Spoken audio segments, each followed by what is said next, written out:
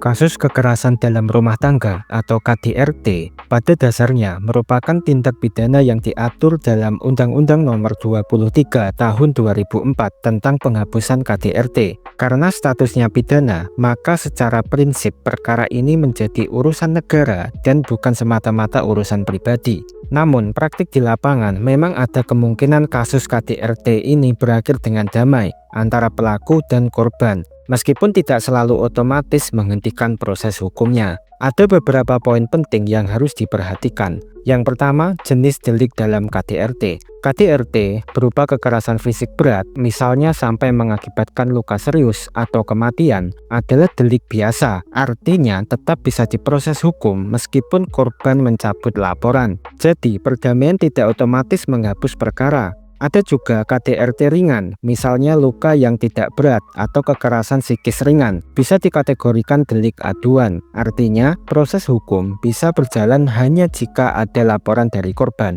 Jika korban mencabut laporan karena sudah damai, maka perkara bisa dihentikan. Kedua, perdamaian dalam proses hukum. Perdamaian biasanya dituangkan dalam bentuk surat pernyataan damai atau pencabutan laporan. Ini bisa membuat penyidikan dihentikan jika deliknya aduan. Namun, untuk delik biasa, perdamaian hanya bisa menjadi pertimbangan meringankan di pengadilan, bukan menghapus tindak pidana.